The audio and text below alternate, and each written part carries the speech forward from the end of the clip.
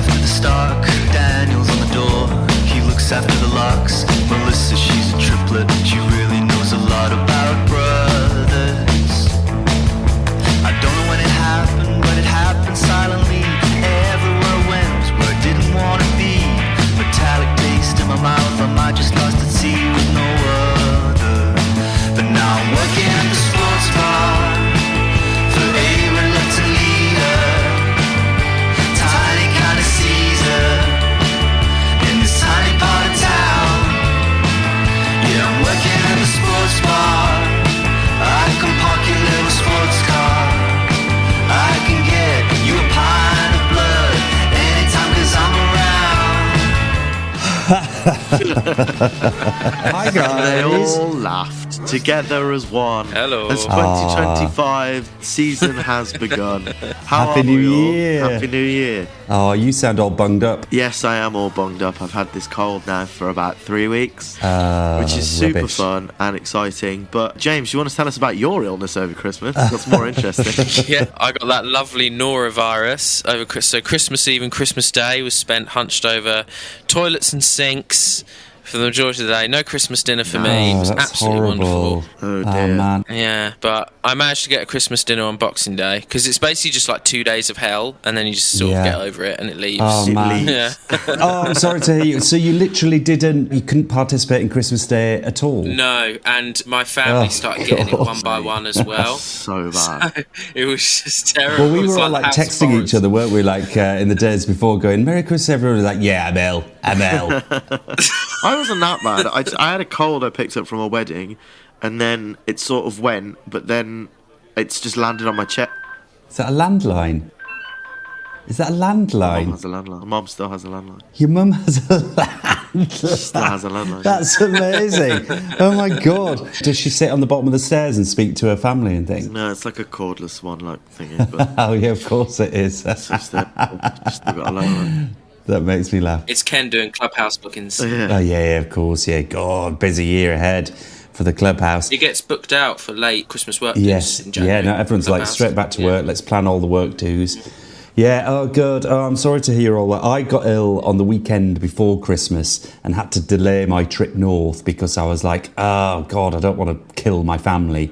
Yeah. But actually, it went within 2 to 3 days, and I was fine. So all good. Good Yeah. lad. You're looking very sun-kissed at the moment, Rob. Thanks very much. Thanks for noticing. Yeah, honestly, I've had the most wonderful time. I know you don't do Instagram anymore, but hopefully you've seen my sickening Instagram posts over the New Year period. I very quickly skip I past have, yours yeah. because they're always sickening. But I don't usually use Instagram anymore. So, yeah, no. Yeah. Oh my God. So Mexico City, incredible. What a city. Amazing vibe. Really lovely people. Great bars, incredible food, really good place to be. And then we flew from Mexico City to Cancun and drove 2.5 hours, got a boat, and then went to Holbox Island, which is this little paradise island off the Yucatan Peninsula, and we're there for 5 days. There are no cars, everything's a little Jeep. You go in a little Jeep taxi from the boat to the hotel. The hotel was right opposite the beach. It was palm trees, cocktails. You both look really pissed off as I'm saying this. Your faces are like, Do you want me to be honest? Do you want me to be really honest? yeah. That's not my idea of a nice holiday for me.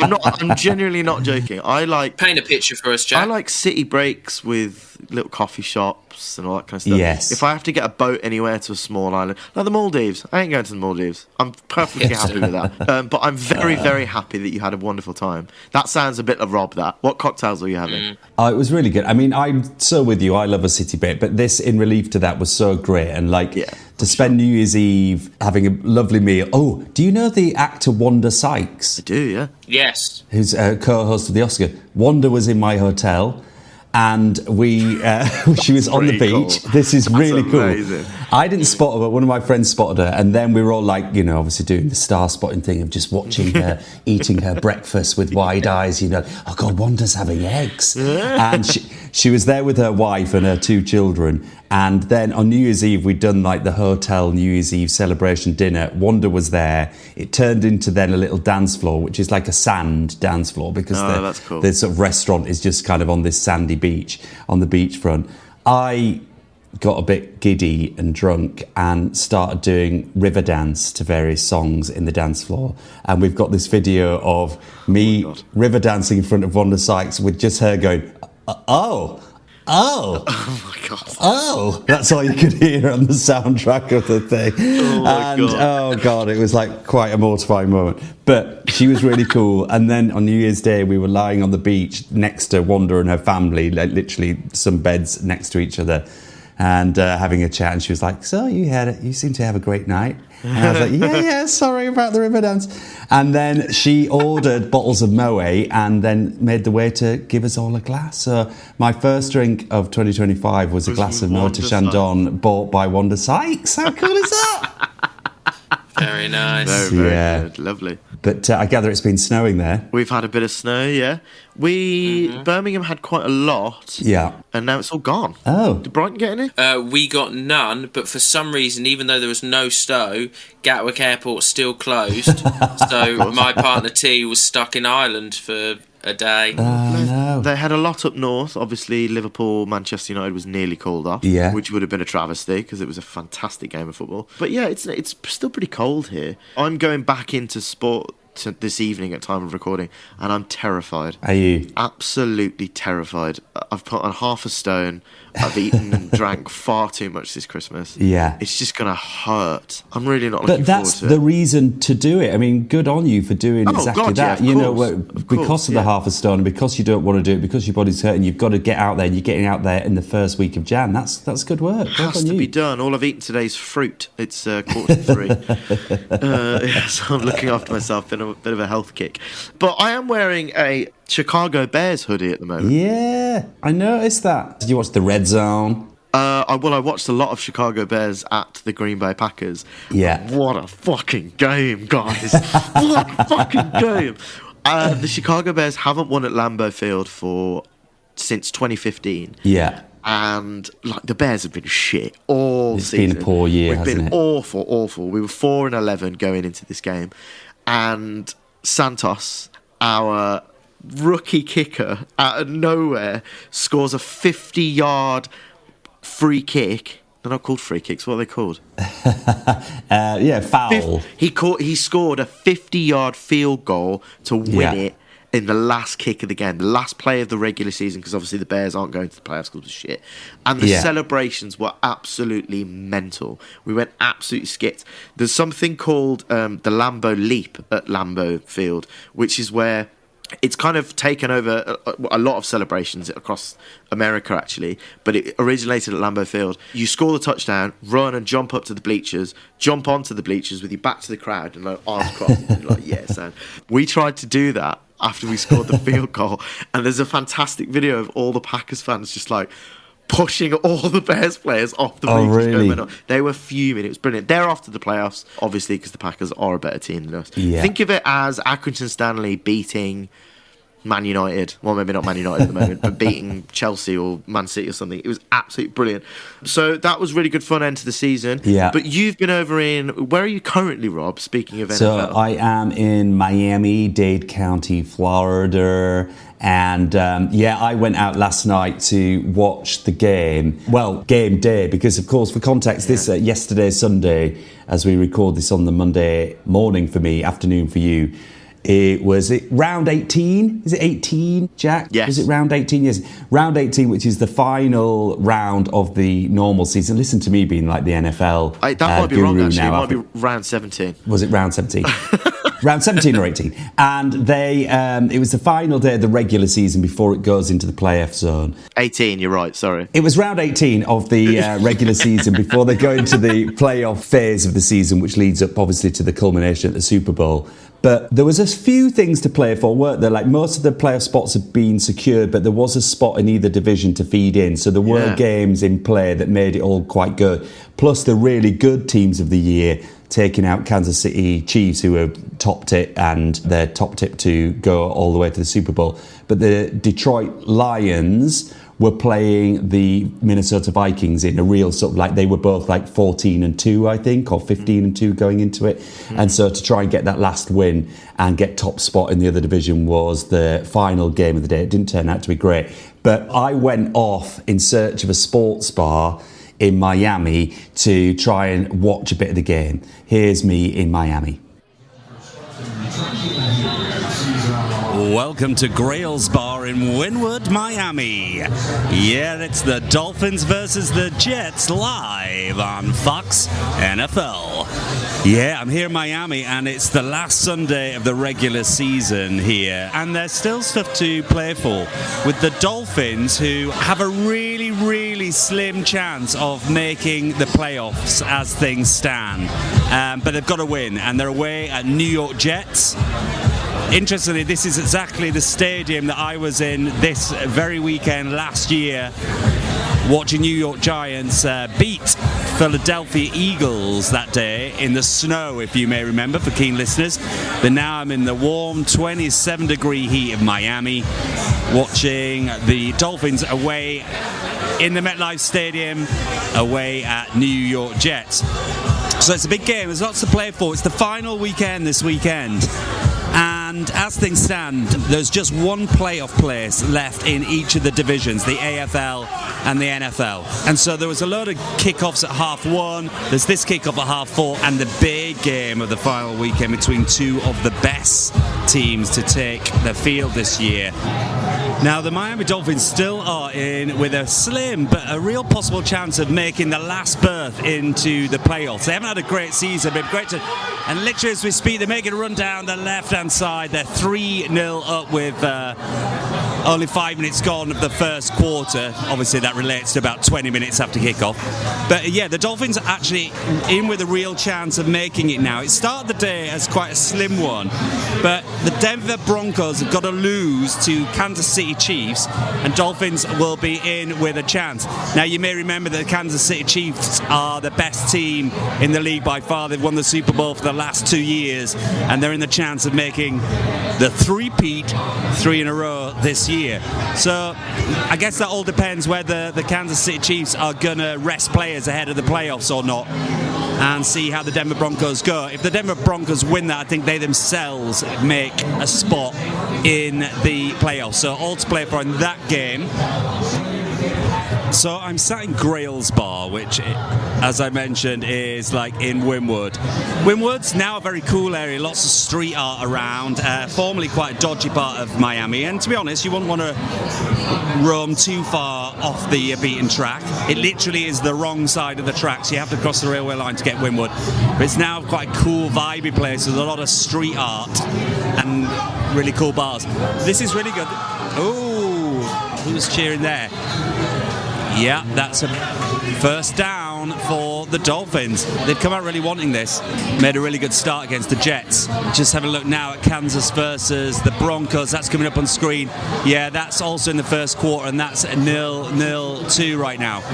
It's a cool little bar with a restaurant, but it's got a big beer garden out the back, which has turned, let's have a quick count. There must be 40 screens out here in the back garden. Like literally every metre or so, there are screens right across the middle of the room from every angle, and it's showing all the various different games. There's a DJ up in the corner, and when it goes to a break in the Dolphins game, they drop the sound on the screen and the DJ plays in as well. We've got all the other games playing as well, the crucial games, but obviously it's all about Miami here and the possibility of this game. but it's proper American vibes. I mean, we've got some really attractive girls servers, quite buxom in tight Miami tops, little leg warmer, just like you, Jack, back in your musical theatre audition days. And they're serving the beers and the big old burger meals.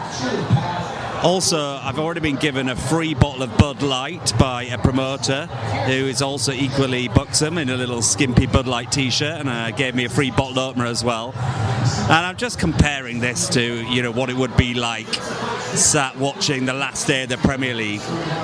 Now, it's obviously helped by the playoff system, and there's always something to play for, or the way that the season is guided towards a finale and a conclusion. I think probably British sports, if we're being really honest, could learn a lot from that, but the tradition of the British sports is always different, isn't it? But it does work in America. But yeah, it's really packed it out with this hope for Miami. So it's good vibes. I have to say, I'm really enjoying it. I've got my little spot on a bar stool at the end of the bar. The barman's, looking after me, a little napkin placed down, the beer gets delivered, is checking in every now and then. I'm slightly worried because I don't have any actual cash dollars to tip him. I hope they don't mind taking tips on the old credit card. That is a faux pas. I know it's very much the culture here to get tipped at least $1 a beer, possibly $2 a beer, so I need to have a little think about that. But anyway, 3 minutes left in the first quarter, still 3-0 to Miami. So Akani has made a big break down through the centre. He's run about 80 yards and got tackled literally 2 yards short of the scoreline. So it's a first down and 2 to Miami. Surely this has got to be converted into a touchdown. Surely. First and goal, Miami. They've run 113 yards so far in this game versus 33 by the Jets, which gives you an indication of how the Dolphins are dominating this game. The first and goal went really nowhere. It was just a little pass to I really need to learn what these guys are when they pass to the running back, is it, versus a wide receiver? Guess so. Jack can tell me. Second and goal.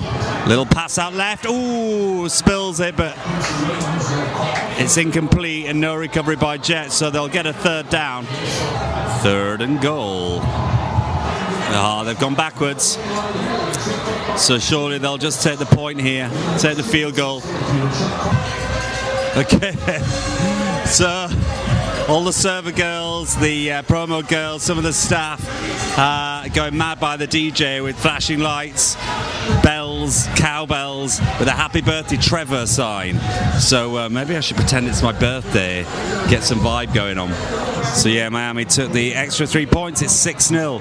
However, in not particularly good news, the Denver Broncos are beating the Kansas City Chiefs 14-0 as they approach the end of the first quarter as well. So as things stand, doesn't matter what the Dolphins do.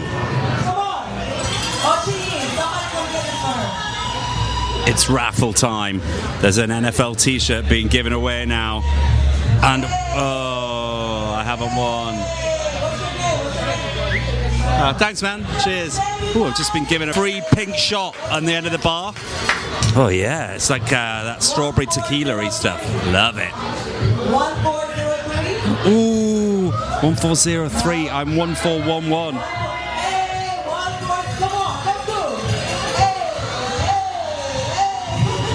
Ooh, that was nice.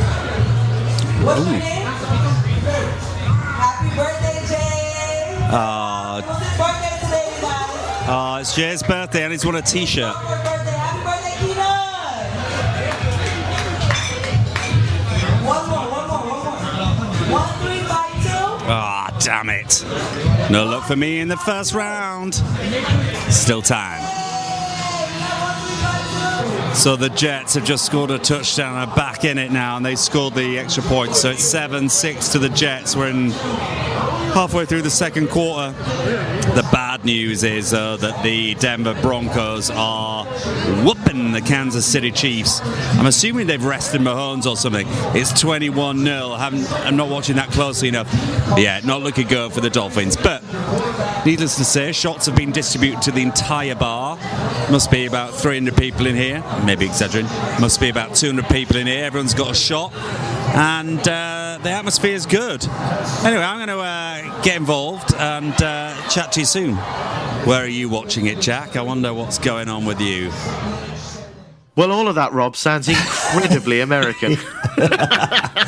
I know. It was funny because we were texting before where we were saying, like, well, let's do a bar versus pub scenario for, like, discussion for the podcast. And you were like, fucking hate America. Yeah, fucking hate America. Yeah, that'd be good. Like, keep an eye. I mean, obviously, hi to our American listener. I don't hate America, even though you've all voted fucking Donald Trump. Anyway, I just think that it's not my cup of tea. Yeah. 50 screens, peanuts with penis juice all over them.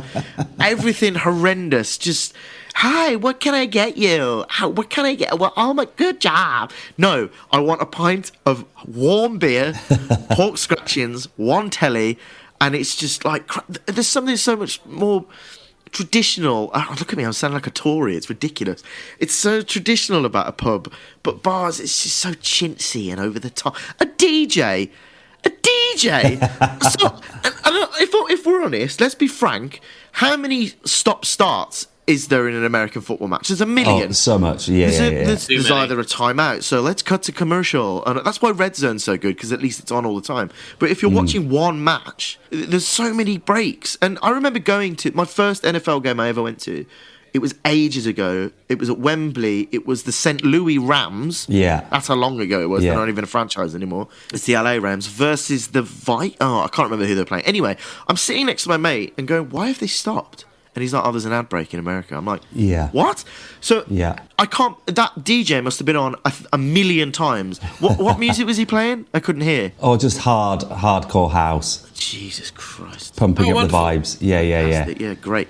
And the raffle, I only thought raffles were for like women's institutes and church halls. I didn't know the Americans were doing them too. Yeah, it was great. I was quite impressed by that because I arrived at the bar and it's classic, like, as I mentioned, it's in Wynwood, this quite vibey part of Miami, and it was perfect because there was like cop cars outside with the lights on, and they were like, they'd pulled over a driver in proper American style. And it's these, like, you know, like low-level flat roof buildings that you see in American suburbs. And the bar is like open fronted. There's screens around the bar. And then as I came in, like my host, everyone else had sort of booked tables. But I was like, oh yeah, have you got a seat for one? And they're like, sure. But I had to get a raffle ticket, and they'd sort of presented like their raffle at the front door. Also, which I didn't mention, there were two young girls with pom-poms in like Miami Dolphins.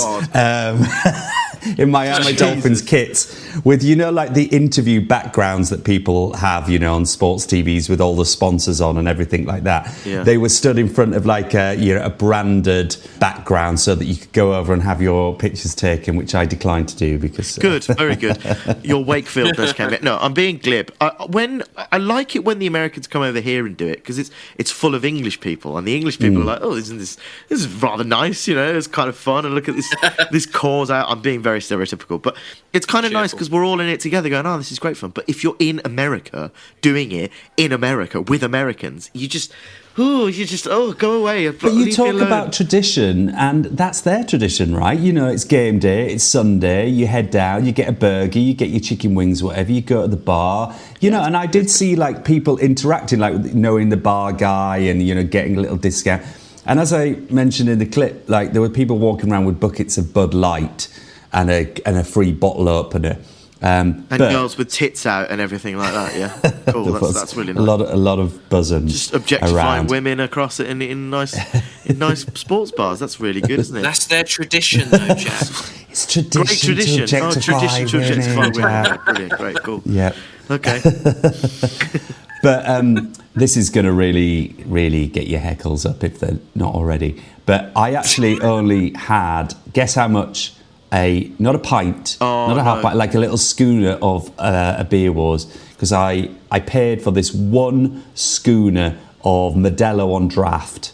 How much do you think it was? What's the exchange rate at the moment? A schooner, so that's 2/3 of a pint. Yeah, what's the exchange rate at the moment? I'm going to go $8. Up. More than $12.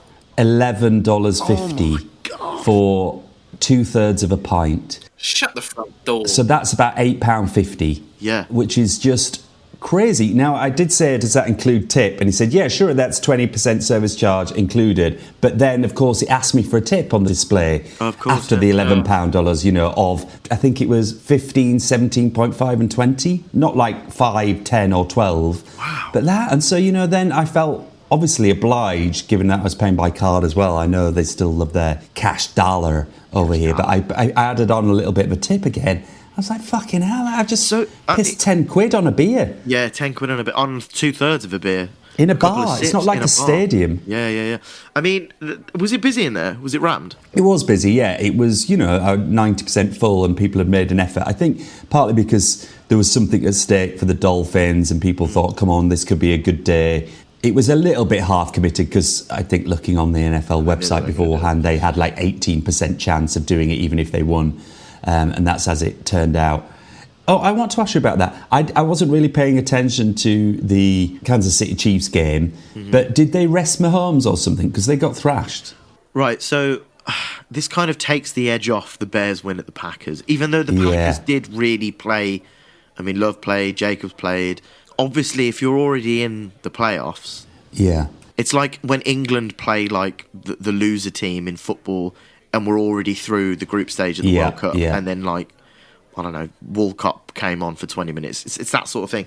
So Mahomes would have been rested because can you imagine him being injured for the playoffs? Breaking a leg, And let's be frank, the Packers lost Watson, and Watson's a great player for them, and he's injured his knee, and Jordan Love went off with, I think it was his arm or his elbow.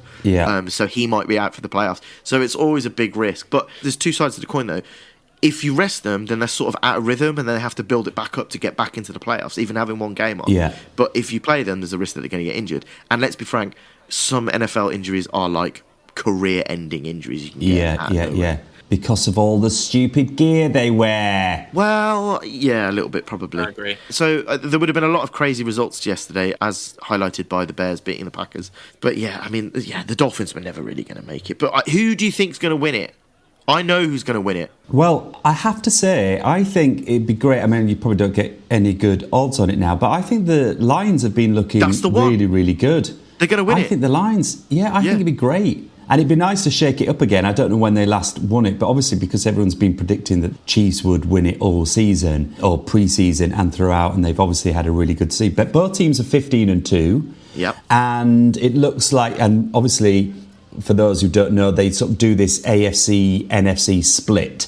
And so the playoffs end up being split either side. And so you get them meeting in the middle like a tournament, like the halves of a draw at Wimbledon or something. So it could well be a Chiefs-Lions final, do you think? I think that's what's going to happen. I think the Lions are going to do this year. Yeah. I really do. I think Mahomes hasn't been as impressive as in previous seasons.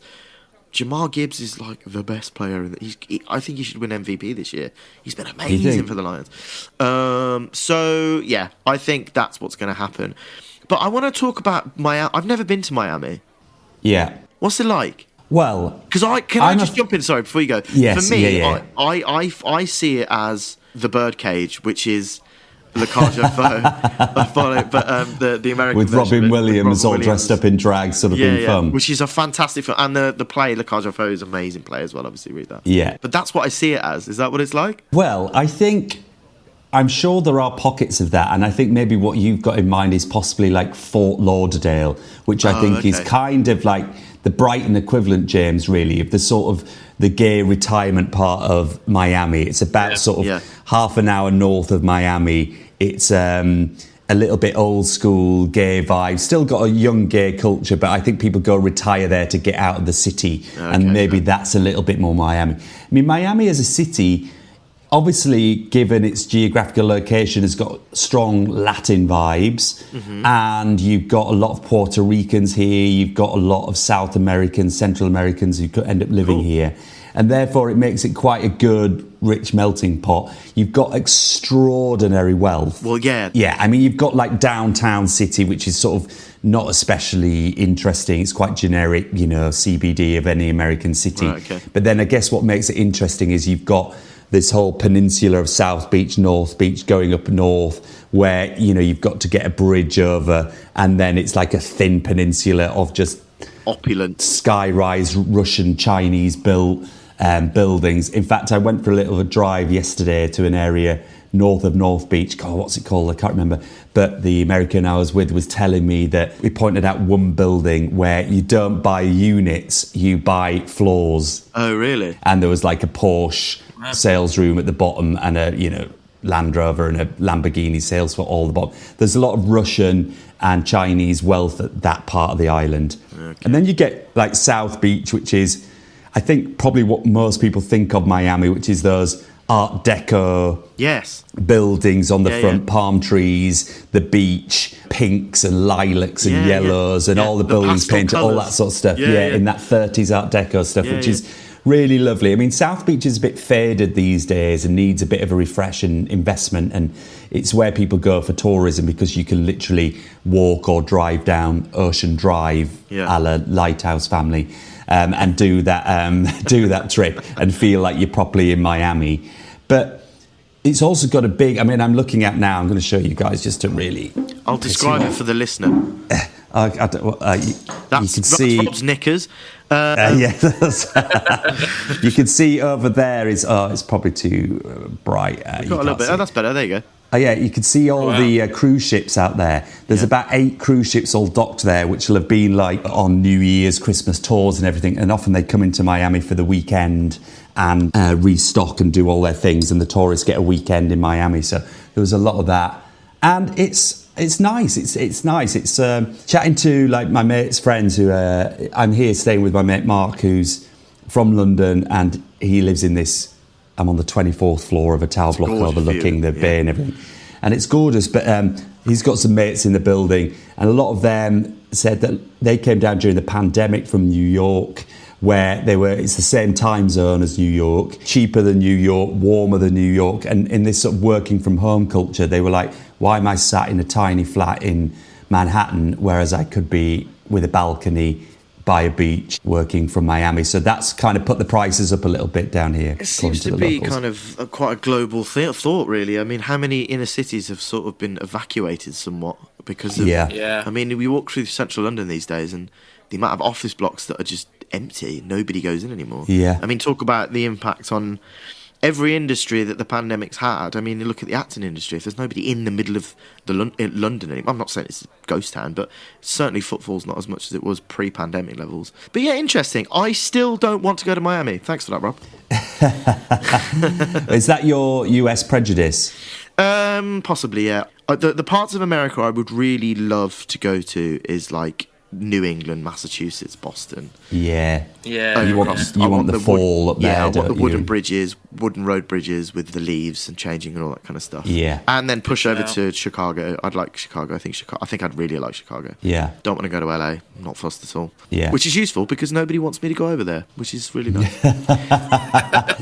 So James, you're now, almost a pub landlord, right? You are, yeah, you're getting there, man. What was your American bar culture versus pub culture? Because you were obviously over in the States not too long ago. The thing that I wanted to focus on, I went to Orlando at one point last year with my partner, and we went to this bar called Cowboys, right? It wasn't a sports bar. Christ. Yes, carry on. But it was like a proper sort of American bar.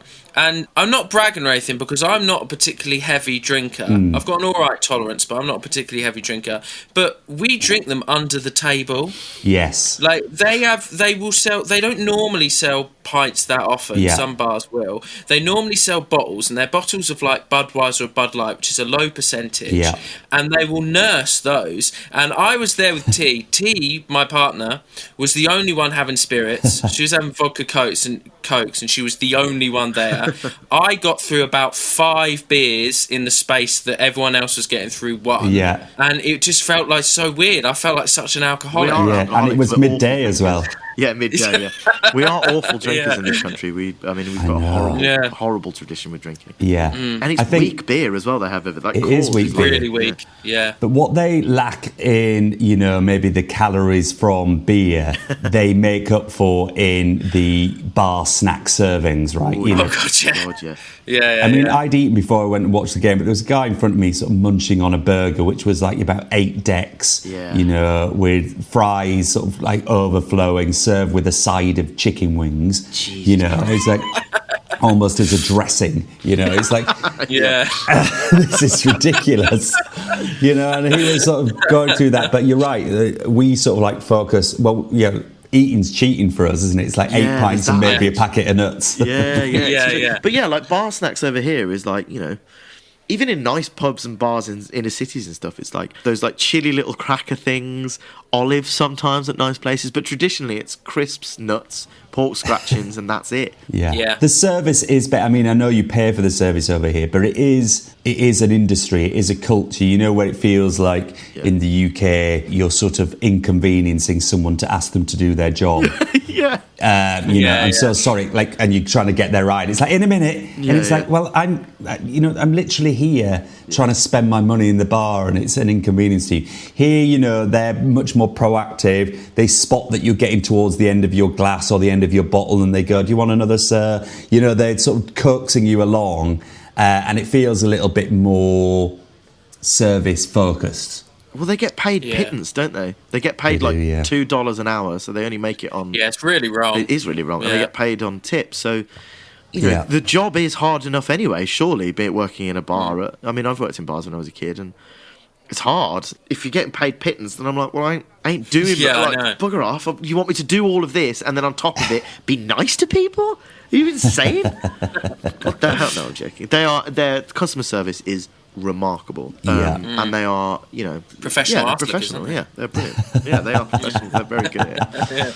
But also, I think every time I come to America, I have to say, I feel that my cynicism about America is called out, because you can easily think a lot of this is fakery, and I'm sure to some degree it is embedded in the work culture, and they know that, to get the tip you do have to put in the work and all the rest of it. But my experience of meeting Americans is that they are really warm, they're very engaging, they're up for a chat, they're very authentic. And I'm sure, if you're riding around but fuck nowhere in Alabama with a Kamala Harris bumper sticker, you might have a different experience waving my rainbow flag. But I think generally you open your mouth as an English person and people are fascinated by you immediately and want to chat and engage, and it sort of opens up some doors for you. 100% agree, yeah. That's been my experience as well, especially with working class Americans. I just find they're just very, very nice. I feel like a lot of the hatred you get for Americans are Americans you see on TV.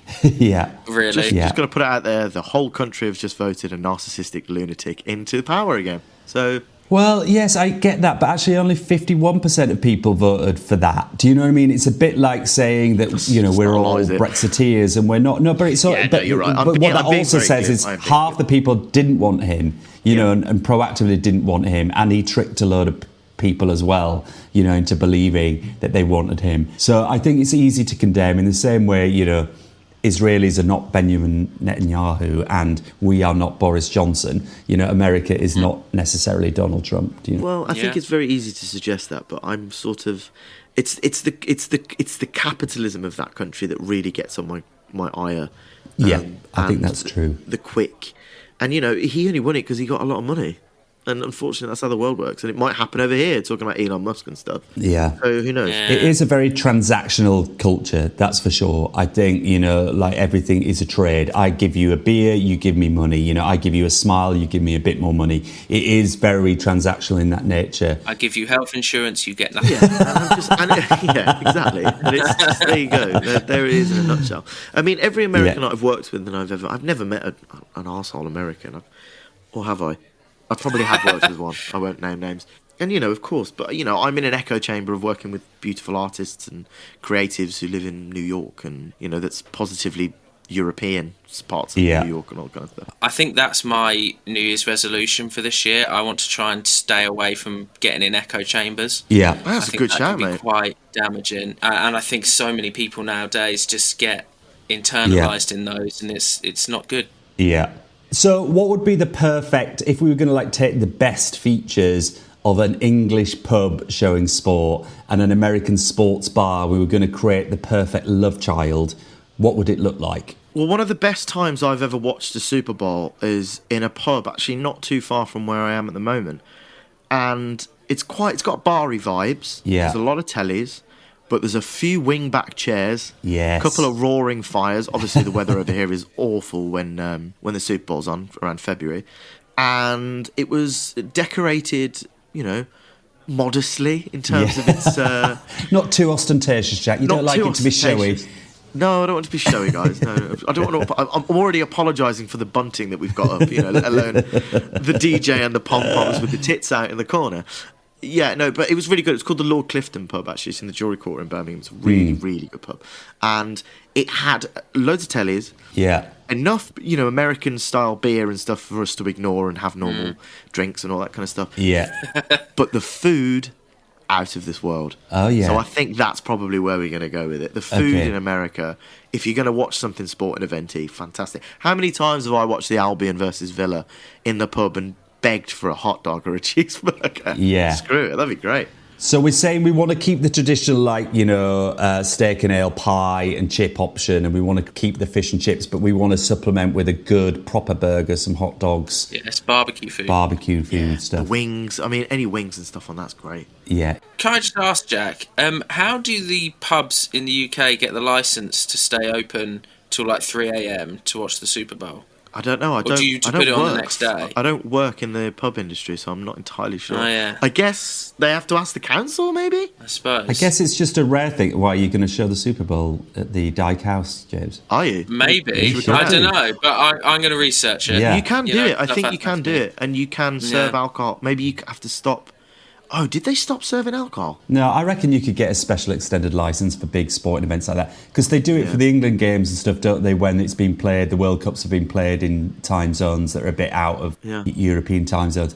Okay, so food, we're saying expanded menu. I think the screen thing, there's definitely something about being in a British pub where you've either got one giant projection screen showing Sky Sports, which inevitably loses the colour and contrast, right? It's always a little bit faded, and there's a window coming in that's sort of slightly putting half of it in the sunlight, so it's never always that good a quality. And then you might have one other tiny, Ferguson TV in the corner that's been in the pub for a long time that isn't HD, that you've got to kind of have a look at. What I appreciated last night was that the screens were not just around the walls and above the bar, but they were in lines through the middle of the bar as well. So wherever you were sat, you got at least 3 screens, which obviously they weren't just playing one, they were playing the Miami game, they were playing all the games that were on.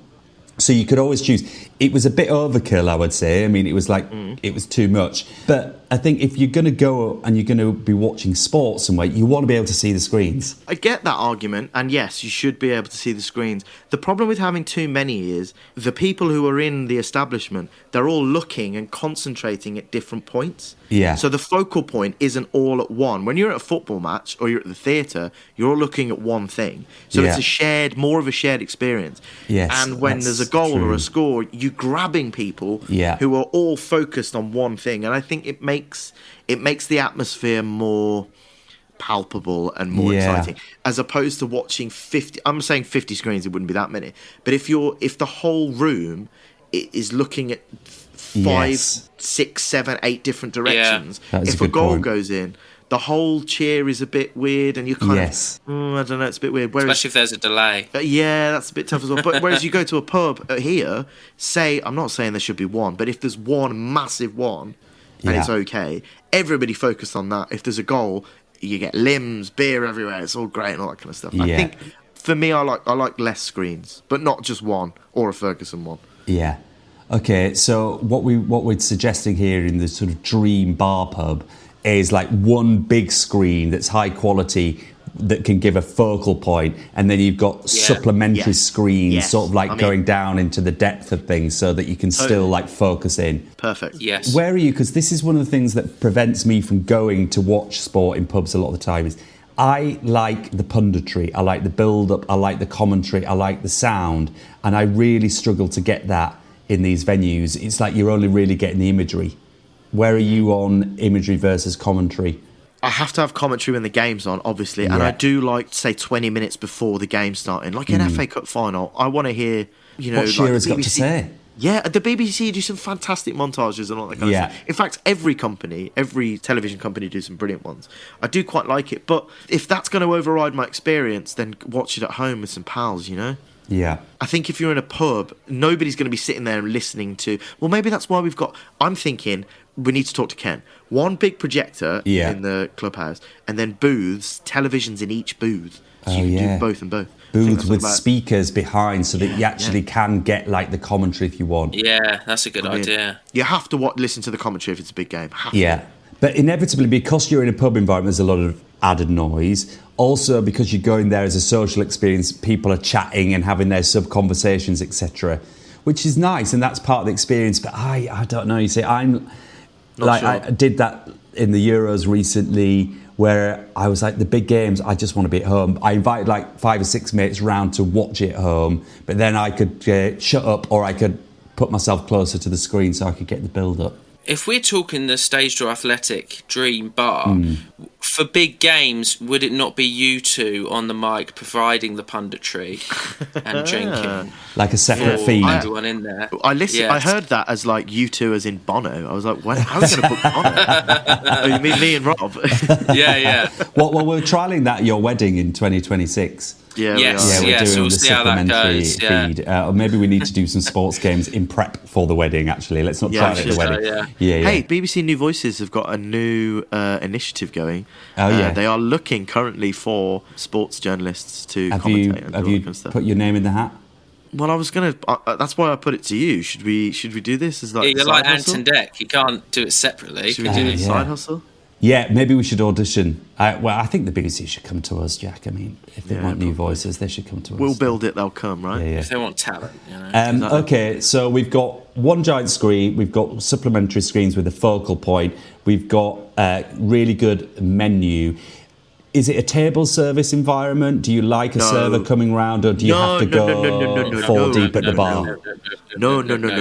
This ain't a restaurant. I can't stand it when I'm at a pub and somebody comes to my table. I hate it. Oh, really? I hate it. I'm like, you are imposing on my pub time. Even though you're asking me if I want something, I'm like, no, whoa, go away. No, leave. Yeah. You can take my glasses and all that kind of stuff. Fine. We can have oh yeah, great game. Now leave. Would you like this? Would you like that? Can I get you something else, sir? No, leave me alone. This is my little pod of being outside of the house with my friends and the sport. Leave me alone. And I don't care if I Absolutely. have to go up to the bar and wait 10 people. I'm happy four deep to queue Yeah. there for 20 minutes. It is funny Yep. because you do get it sometimes in pubs where someone comes over and goes, guys, can I get you another drink? And you can see the reaction of people at the table. They sort of go, Just like, what do what? you mean? What, deliver like drink? You're like, yeah. Yeah. Get you guys need another round? You're like, yeah, okay. Yeah, go on then. Sure, like 3 Guinness and 2 beers? Yeah. Oh, It's what's mad. that It's so about? weird. Yeah. I don't like it. I think it's part of the experience when you go up to the bar, and especially when it's busy, you start talking to people, especially if there's a sport on. If there's no Yeah. sport and it's busy, waiting at the bar is probably up there with stepping on Lego.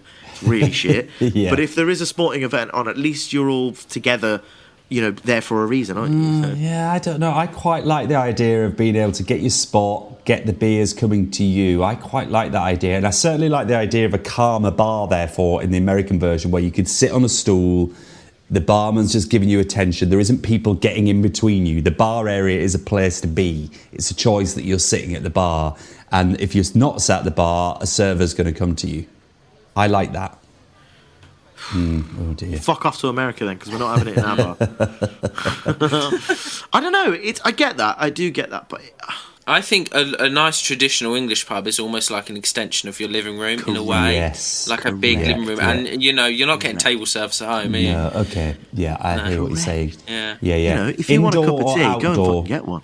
for big games? Indoor, beer gardens, marquees, or Great question. That's a tough in one. the heart of it? Great question. That is a tough one. Oh, well, most major sporting events for us happen in summer. Yeah. Well, around the world they happen in summer. So I'm going to go outdoor, marquee, I think. If we're having a barbecue as well, then yeah, that makes sense. Yeah, If we're yeah. having I don't know, American actually. sort of food. Okay, I'm happy with the outdoor, but I don't want big, long tables and benches. I don't want Yeah. long sort of like beer Keller Beer style Kellers, shared yeah. tables. I want my own table with my friends and chairs. I don't want to be in bench seating. Do you know what I mean? Yeah, I agree. I'm with you on that, yeah. But there's something quite noble about a beer garden with, the small little benches, circular benches, and then Yeah. the parasol. I mean, Yeah. obviously the parasol wouldn't be. I like those, they're contained. Yeah. And, you know, right, whose round is it next? They get up, go to the bar, you don't see them for another hour, Yeah. and then they come back with loads of beer. I think outdoors, but there's nothing better than a British beer garden, right? A British beer garden with, you know, like all these pubs invested heavy in sort of like canvas coverings, sort of outdoory roofs, canopies is the word, for their beer gardens. I think a sort of semi-canopied, semi-open beer garden. Actually, I'm thinking of the Devonshire in Balham has got a nice... Actually, it's got... I've It's got been, what you yes. described, Jack, actually. There's a few booths with their own screens in, and then you've also Yes. got some bigger screens around, but it's outdoor. You've got like the burger thing going. So, Yeah, yeah, a that's bit of a joint perfect. like that, yeah. The only problem I've had with outdoor seating, particularly for sporting events at the pub, is that every time that I've been to one and I've sat outside, I've heard about the goal inside before I've seen the Yes, goal that's outside. such a shout. good point. But does that not James, add that's something great to it? shout. Because if you need a goal, then you can convince yourself that if you go to the bar, you're going to score. Do you know what I mean? Yeah. Especially if it happened early in the game when you went to the toilet and you came back and it's like, what? It's 1-0. Oh, what the hell happened there? And then you've convinced yourself that when you really need a goal, when it's drawing later in the match, that if you go to the toilet again with like 5 minutes to go, that could be the determinant factor. Yeah. The delay is a big thing, though. For the Yeah. Euro final, no, not the final, I knew that Bellingham had scored that overhead kick against Slovakia or Slovenia before we saw it in the beer garden. That But was why? hard Did you work. get an alert on your phone or something? No, Or- we heard the whole indoors Oh. go, Yeah, inside. Yeah. and we're like, what the hell? Yeah! We Yeah. scored. It was a bit hard, yeah. Yeah, that's not ideal. The Devonshire is actually a very good shout. I think it's a good place to go brilliant. watch a big game, actually. Yeah, As it is, you testify by, it's quite hard to book for these big games. Yes, it is, yeah. Okay, so we've got I think probably just the final thing is what's on tap here in the perfect pub. You know, what do you want available to? Because we've had this discussion slightly a few months ago about the generic lagers that are all owned by one brand, and you had a rant about Madry or something. But you know, what do you want available to you on your ideal pumps? I like craft ales, a session craft ale. So, Carlin, no. Foster's, no. Carlsberg, no. Amstel, possibly. That's where my entry point. Amstel's my entry point. Anything below, just fuming. Am I going to be drinking ale? Probably not. Am I going to be drinking cider? Probably yes. So, Guinness as well. I'm loving Guinness at the moment still. So we want Guinness, but we need several taps of Guinness because you can guarantee there'll be a group of lads in front of you ordering 5. Can I have 8 Guinness, please? Yeah, and they're all lined up in the half pint situation, which again, I don't want to get you ranting about the fact that you don't need to do the slow pour or whatever. But then, so we've got Guinness, a few taps of that. I'd like a dry, like Asahi or, you know, like some of these Asian lagers. I need that on tap. I want Beavertown Neck Oil as my craft session. Okay, and then, Big you fan know, of a few guest bitters few for the guest- early beers. Jimbo, you work in a pub. What do you reckon? What's really popular, and I'm always a fan of this, I do like a nice Moretti. Yeah. I Don't think mind Moretti Moretti. is a good shout. Neck oil is every hipster in Brighton has a neck oil. Yeah. So I guess that's got to be on there. Everything else you've said, bang on. Yeah. Coffee machine or no coffee machine? Get No out, coffee machine. Rob. Get No out. coffee machine. If you want a coffee, go to a coffee shop. Yeah, thank you, Jack. There says James, with clearly in pain when he's been asked to make a coffee. I hate it. It's the Can I have a worst. cappuccino, please? No, you can bugger off. There's a coffee shop. God. Yeah. Especially when it's busy at the bar and actually Yeah. you've anticipated to clean down the coffee machine with an hour to go and then someone asks for a coffee or an espresso martini and you've already closed it. Worst one, and I want to make a PSA to all listeners that go to the pub regularly. If you are doing a round for friends and your round includes Guinness, say it first. I get so fuming. It's gotten to the point where I'm telling people now. I'm like, you should have said that first, shouldn't you? Oh, you see, That's that's classic. complicated That to is settle. classic British barman as opposed to American. Of course, yeah, you can have whatever you want. What would you like me to I'll do? bring it over to you. Yeah, I'll drink Yeah. it for you. What do you need? I'll do anything for you. Don't worry. Well done, mate. You've got an extra 2-minute wait on your beer there. Good. Well done. Just ever so slightly put out by the public. I love British people. It's brilliant. Brilliant. I love the passag tone with which you were addressing it as well now. Oh dear. All right. Well, that seems to me like a pretty optimal bar. So I think in the next refurb of the Stage or Athletic Clubhouse, then we've basically got our blueprint to pass on to the committee. Let's get it sorted. Yeah, love it. For big games. Brilliant. So I'll be back this week, boys. Looking forward to sitting down in the clubhouse together next week. I'll get you a pint of mild and a bag of pork scratchings. You've been too Americified. Come home, my friend. Well, how about we get together and play a game of darts? Let's get some darts on the go. Yeah, let's have a game of arrows next week, lads. Yeah, got the arrows, boys. Yeah, can I get the darts? Yeah, yeah, brilliant, cool. Great. All right. Lots of love. Love you loads. See you later. Later. Bienvenidos a Miami.